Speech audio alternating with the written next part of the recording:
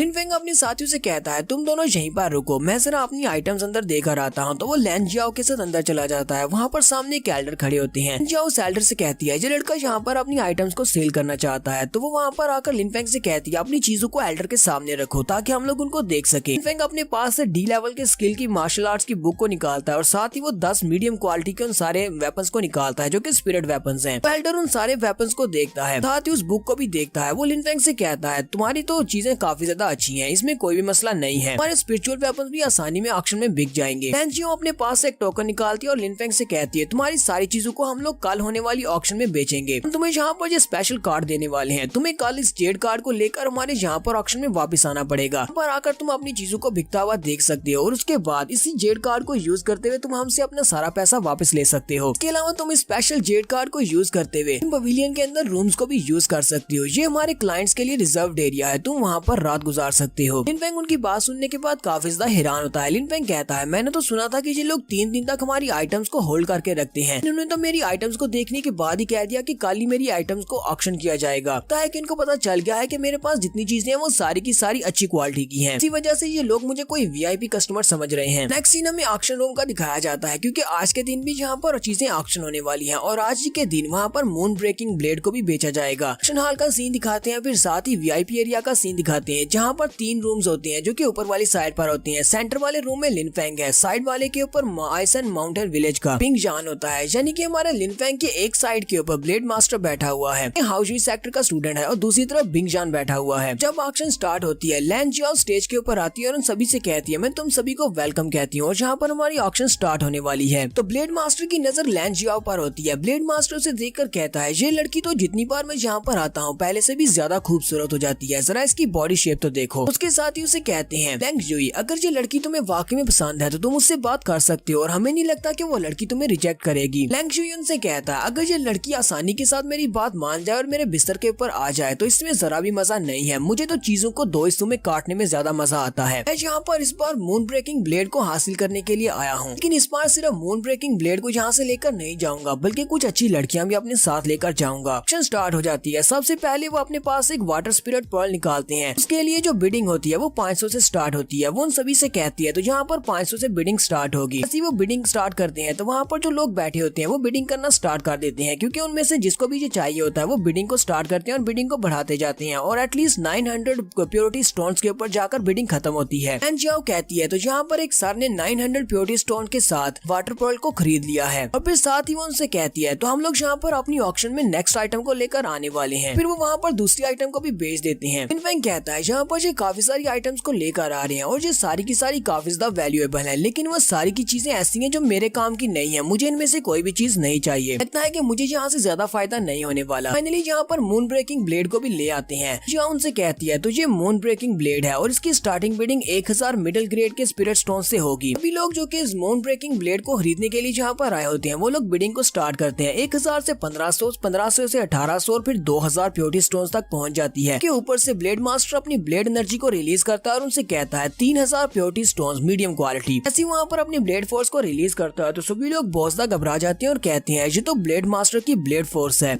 कि blade master भी यहाँ पर इसको खरीदना चाहता है। उसने यहाँ पर पर 3000 क्रिस्टल्स की कीमत लगा दी है। अब कोई भी यहाँ पर आगे बिड नहीं करेगा, ये ब्लेड तो उसी के पास जाएगा। तब के लैंग जुई भी कहता है चलो अब देखते हैं कि अब मेरी ब्लेड फोर्स के रिलीज होने के बाद किसमें इतनी हिम्मत है कि जो यहाँ पर से अपने हाथ से मून ब्रेकिंग ब्लेड को छीन ले। इसी वक्त साइड वाले रूम से आवाज आती है 3001 प्योरिटी स्टोन्स। लैंग जुई कहता है मैं 4000 प्योरिटी स्टोन्स देने को तैयार हूँ। तो फिर से साइड से आवाज आती है 4001 प्योरिटी स्टोन्स। लैंग जुई भी यहाँ पर काफी ज्यादा गुस्सा हो जाता है और वो इतना ज्यादा गुस्सा होता है कि अपने हाथ के ऊपर अपनी ब्लेड फोर्स को रिलीज करता है और उस रूम की तरफ अटैक कर देता है। जब ब्लेड फोर्स को वो रिलीज करता है तो उसकी ब्लेड फोर्स सीधी उड़ती हुई उसी रूम की तरफ जाती है जहाँ से आवाज आ रही होती है। तो वहाँ पर जो भी बैठा होता है वो उसकी पावर अटैक को वहाँ पर ब्लॉक कर लेता है। रूम में बिंग जॉन बैठा होता है तो बिंग जॉन वहीं पर अपनी आइस पावर को यूज करते हुए उसके अटैक को ब्लॉक कर लेता है और उसके अटैक को ब्लॉक करने के बाद उससे कहता है ब्लेड मास्टर ये तुम क्या कर रहे हो, तुम्हें नहीं पता कि ऑक्शन वाली जगह के ऊपर हम लोग एक दूसरे के ऊपर अटैक नहीं कर सकते। यहाँ पर अगर हमें आपस में फाइट करनी है तो हम बिडिंग से ही कर सकते हैं। फिर तुम्हारे ये सब कुछ करने का मकसद क्या है? तो वो सभी लोग जो कि नीचे बिडिंग करने के लिए आए होते हैं वो सभी लोग कहते हैं तो आपस में फाइट करना शुरू कर दिए। एक तो ice and snow mountain village का सेक्टर का स्टूडेंट है जबकि दूसरा हाउजुई सेक्टर का स्टूडेंट है। ये दोनों आपस में फाइट करने वाले हैं। तो ब्लेड मास्टर बिंग जॉन से कहता है बिंग जॉन तुम इस मसले में अपनी टांग मत अड़ाओ। फिर साथ ही वो कहता है मैं 5000 की बिडिंग करता हूँ। बिंग जॉन से कहता है 5001। इस बात से वो काफी ज्यादा गुस्सा हो जाता है। ब्लेड मास्टर वहाँ पर 8000 क्रिस्टल्स कहता है और साथ ही वो अपनी काफी ज्यादा ब्लेड फोर्स को भी रिलीज कर रहा होता है। वो फिर से बिंग जॉन के ऊपर अटैक करता है तो बिंग जॉन उसके अटैक को फिर से वहाँ पर ब्लॉक कर लेता है। लेकिन उसे भी समझ आ जाती है कि अगर मैंने और ज्यादा बिडिंग को बढ़ाया तो ब्लेड मास्टर उसके ऊपर बहुत ज्यादा स्पेशल अटैक करेगा जिससे वो नहीं बच पाएगा। वो लोग जब एक दूसरे के ऊपर अटैक कर रहे होते हैं तो वो लोग एक दूसरे के रूम्स को डिस्ट्रॉय कर देते हैं और साथ वाली दीवार भी टूट जाती है जो कि इन दोनों के बीच में होती है जहाँ पर बीच में लिन फेंग बैठा होता है। लिन फेंग अपनी एनर्जी के साथ अपने आप को कवर कर रहा होता है जबकि वो दोनों साइड की तरफ से एक दूसरे के ऊपर अटैक्स कर रहे होते हैं। सेंटर की दोनों दीवारें टूट जाती हैं। अब वो तीनों एक दूसरे के आमने सामने होते हैं। लिन फेंग इस बात से काफी ज्यादा गुस्सा होता है लेकिन वो चुपचाप वहाँ पर बैठा होता है। बिंग जॉन ब्लेड मास्टर से कहता है चलो ठीक है, लगता है कि तुम्हें ये ब्लेड वाकई में चाहिए तो तुम इस ब्लेड को रख सकते हो, मैं और ज्यादा बिडिंग नहीं करूंगा। जबकि ब्लेड मास्टर भी उसे कहता है तुम्हारा बहुत बहुत शुक्रिया मेरे लिए मून ब्रेकिंग ब्लेड को छोड़ने के लिए। ब्लेड मास्टर चिल्लाकर लैन जियाओ से कहता है लैन जियाओ अब यहाँ पर कोई भी नहीं है जो कि मुझसे ज्यादा बिडिंग कर सके, चलो जल्दी से इस मून ब्रेकिंग ब्लेड को मुझे दे दो। लेकिन अब यहाँ पर लिन फेंग की ईगो हर्ट हुई है तो लिन फेंग कहता है 8001। ब्लेड मास्टर और बिंग जॉन दोनों ये देखकर बहुत ज्यादा हैरान होते हैं कि अब लिन फेंग यहाँ पर बिडिंग करना स्टार्ट कर दिया जबकि बाकी के सभी लोग बहुत ज्यादा हैरान होते हैं कि ये लड़का इन दोनों को यहाँ पर गुस्सा दिला रहा है चलिए ब्लेड मास्टर को। जबकि बड़ी मुश्किल के साथ ब्लेड मास्टर ब्लेड के लिए 8000 क्रिस्टल देने को तैयार हुआ था। लगता है इन लोगों ने इस लिन फेंग को बहुत ज्यादा गुस्सा दिला दिया है, इसी वजह से ये भी यहाँ पर बिडिंग में हिस्सा ले रहा है। तो ब्लेड मास्टर लिन फेंग से कहता है तुम तो वही रेस्टोरेंट वाले लड़के हो, लगता है कि वहाँ पर मैंने तुम्हें जो वार्निंग दी थी वो तुम्हारे लिए काम नहीं आई, है कि तुम्हें कुछ और करके दिखाना पड़ेगा। ब्लेड मास्टर यहाँ पर फिर से बिडिंग को आगे बढ़ाता है। वो 9000 प्योरिटी स्टोन्स कहता है। लिन फेंग भी बिडिंग को आगे बढ़ाता है। लिन फेंग 9001 प्योरिटी स्टोन्स कह देता है जिसकी वजह से ब्लेड मास्टर बहुत ज्यादा गुस्सा हो जाता है और उठकर खड़ा हो जाता है। वो लिन फेंग से कहता है लगता है कि तुम मरना चाहते हो। ऐसी वो अपनी पावर्स को रिलीज करते हुए लिन फेंग के ऊपर अटैक करने के लिए आगे बढ़ता है। बारडाओ उसके सामने आकर खड़ा हो जाता है। बारडाओ भी अपनी ब्लेड फोर्स को वहाँ पर रिलीज करता है। वो दोनों अपनी अपनी ब्लेड फोर्स को रिलीज कर रहे होते हैं जबकि उनकी ब्लेड फोर्स की पावर बहुत ज्यादा होती है। वो लोग अपने आसपास की दीवारों के अंदर भी क्रैक्स डाल देते हैं। तो लिन फेंग उसका मजाक उड़ाते हुए कहता है ब्लेड मास्टर तुम तो बहुत ज्यादा बेशर्म हो, तुम यहाँ पर बिडिंग को स्टॉप करके यहाँ पर हम पर अटैक करना चाहते हो जबकि ऑक्शन के रूल्स है कि हम लोग यहाँ पर सिर्फ बिडिंग से ही फाइट करेंगे। ब्लेड मास्टर से कहता है तुम्हारे कहने का मतलब क्या है, चलो ठीक है हम लोग बिडिंग ही करते हैं। और वो फिर से कहता है 12000 प्योरिटी स्टोन्स। लिन फेंग उसकी बात सुनने के बाद आगे से हंसना शुरू कर देता है और कहता है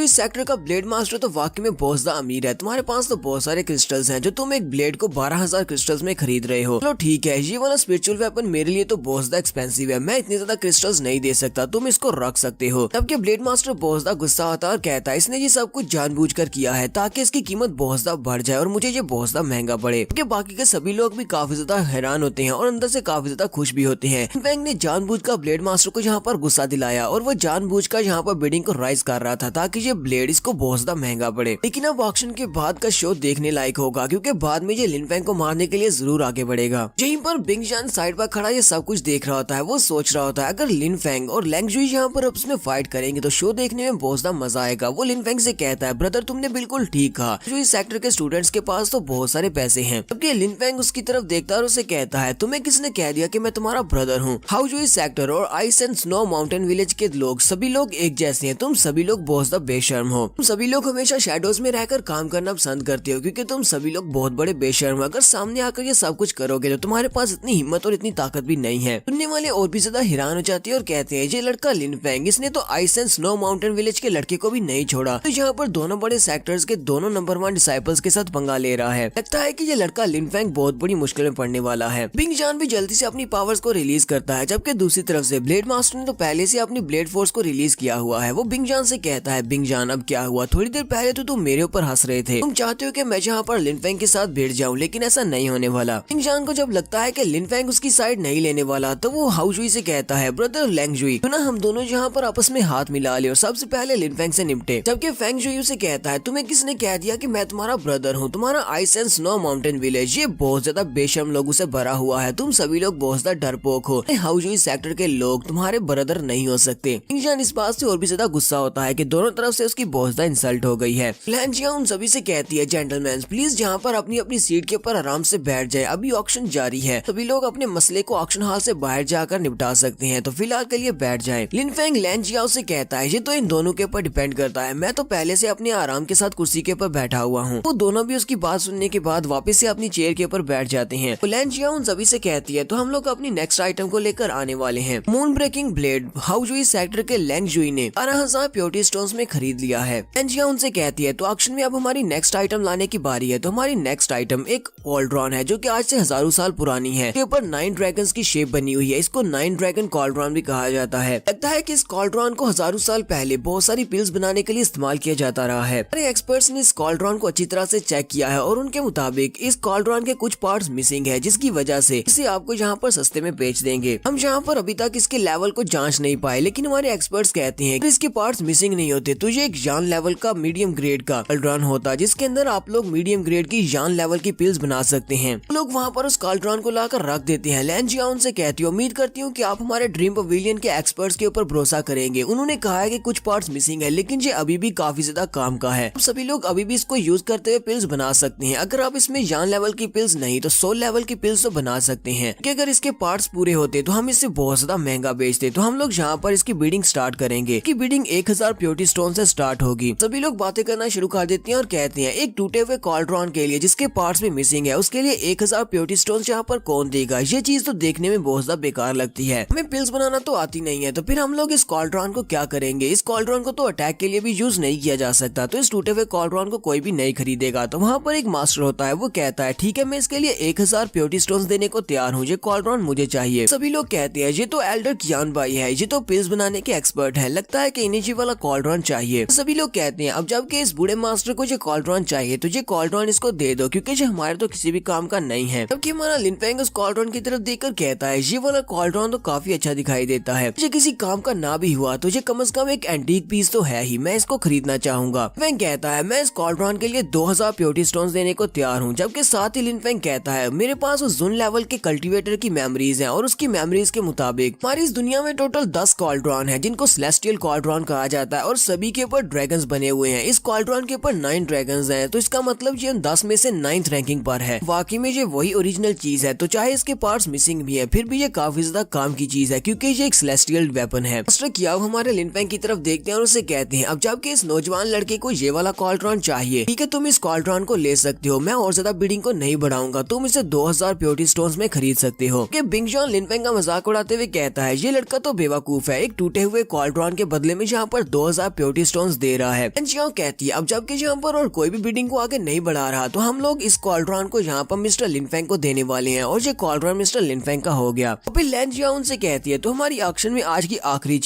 चीज फायर एसेंस है, जो कि एक 7 टेल फॉक्स की है। लोग 7 टेल फॉक्स की फायर एसेंस को हासिल कर सकते हैं। सभी को इसके बारे में पहले से पता होगा, इसलिए मुझे आपको इसके बारे में ज्यादा कुछ बताने की जरूरत नहीं है। लिन फेंग भी फायर एसेंस का नाम सुनने के बाद काफी ज्यादा हैरान होता है, तो वो सभी लोग हमें बताते हैं कि 7 टेल फॉक्स की जान लेवल की फायर का क्या मतलब है, कौन सा कल्टीवेटर इसको यूज कर सकता है। 7 टेल फॉक्स जो होती है वो एक जान लेवल का बीस्ट है, तो उसकी फायर एसेंस को जो भी ऐसा बंदा एब्जॉर्ब करेगा जिसके पास पहले से फायर स्पिरिट हो, तो उसकी फायर स्पिरिट पहले से बहुत ज्यादा बढ़ जाएगी। ऐसे कल्टीवेटर्स जिनके पास फायर स्पिरिट हो, या फिर ऐसे कल्टीवेटर्स जो कि पिल्स बनाना चाहते हैं, उनके लिए भी ये फायर बहुत ज्यादा अच्छी रहेगी, क्योंकि वो अपनी इस फायर को यूज करते हुए लिए पिल्स को कंकक कर सकते हैं। एंड उन सभी से कहती है, तो हम लोग यहाँ पर 2000 प्योरिटी स्टोन से इसकी बिडिंग को स्टार्ट करने वाले हैं, तो सभी लोग यहाँ पर बिडिंग स्टार्ट कर सकते हैं। यहाँ पर जो लड़के बैठे होते हैं वो जल्दी से बिडिंग को राइज करते हैं 3000, 4000, इस तरह करते करते 10,000 पे पहुंच जाती है। यहाँ पर बिडिंग 10,000 पर पहुंचती है तो बिग जॉन अचानक से उन सभी से कहता है मैं यहाँ पर इस फायर एसेंस के लिए 20,000 प्योरिटी स्टोन्स देने को तैयार हूँ। जैसे बिग जॉन वहाँ पर 20,000 प्योरिटी स्टोन्स कहता है उसी वक्त लैंग जुयू से कहता है 20,000 एक प्योरिटी स्टोन्स। ये जहाँ पर इसकी बिडिंग को राइज करवाना चाह रहा है। बिग जॉन चिल्लाकर उसे कहता है लैंग जुयू तुमने तो पहले से मून ब्रेकिंग ब्लेड को खरीद लिया है, क्या तुम्हारे पास वाकई में इतनी ज्यादा प्योरिटी स्टोन्स है जो तुम इसको भी खरीद सकती हो? तुम हमें यहाँ पर बिडिंग को आगे मत बढ़ाओ। जबकि ब्लेड मास्टर लैंग जुयू से कहता है यहाँ पर तुम्हें पता है कि ये एक ही रूल है कि हम लोग यहाँ पर बिडिंग से फाइट कर सकते हैं, क्या पता है कि मेरे पास इतने क्रिस्टल्स हैं या नहीं, तुम्हें ये फायर एसेंस चाहिए तो बिडिंग को आगे बढ़ाओ। जबकि हमारा लिन फेंग सोच रहा होता है ये बिग जॉन तो बहुत बड़ा बेवकूफ है, बिडिंग यहाँ पर 10,000 पर पहुंची थी तभी इसने अचानक से 20,000 प्योरिटी स्टोन्स कहकर ये बात साबित कर दी कि इसे ये चाहिए ही चाहिए, यानी कि इसको इसमें इंटरेस्ट। बिल्कुल ये भी अब उसी के साथ उसी तरह कर रहा है। जो इसे कहता है चलो देखते जाओ, तुम्हें पता चल जाएगा कि मेरे पास इतना पैसा है या नहीं, क्योंकि मैं तो यहाँ पर बिडिंग को बढ़ाने वाला हूँ। जान इस बात से काफी ज्यादा गुस्सा होता है, जबकि हमारे लिन फेंग को सारी समझ होती है और बाकी सभी लोगों को पता होता है। वो लोग कहते हैं बिग जॉन ने यहाँ पर अचानक से बिडिंग को बहुत ही तेजी से बढ़ा दिया, इसने यहाँ पर 20,000 प्योरिटी स्टोन्स कह दिया। इसी वजह से सभी को पता चल गया है कि इसे ये वाली चीज चाहिए और इसमें बहुत ज्यादा इंटरेस्टेड है। इसी वजह से यहाँ पर लैंग जुई उसकी बिडिंग को आगे बढ़ा रहा है ताकि उसे ज्यादा नुकसान हो। बिग जॉन के पास अब और कोई भी ऑप्शन नहीं है, उसे यहाँ पर बिडिंग को बढ़ाना ही पड़ेगा। वो आहिस्ता आहिस्ता करते बिडिंग को बढ़ाता जाता है। वो 20,000 से स्टार्ट होता है, फिर 22,000, फिर 23,000, 24 और फिर आखिर पे जाकर वो 25,000 प्योरिटी स्टोन्स कहता है। लिन फेंग कहता है अभी तो प्राइस बहुत ज्यादा लो है। अब यहाँ पर हमारा लिन फेंग इसकी बिडिंग को बढ़ाना स्टार्ट करता है। लिन फेंग कहता है मैं इस फायर एसेंस के लिए 26,000 प्योरिटी स्टोन्स दे सकता हूँ। यहीं पर बिग जॉन गुस्से के साथ कहता है मैं इसके लिए 30,000 प्योरिटी स्टोन्स दे सकता हूँ। साथ ही वो उन सभी से कहता है अगर तुम में से कोई भी 30,000 से ज्यादा प्योरिटी स्टोन्स दे सकता है तो फिर ठीक है, तुम लोग इस फायर एसेंस को रख सकती हो क्योंकि मेरी लिमिट सिर्फ 30,000 की है।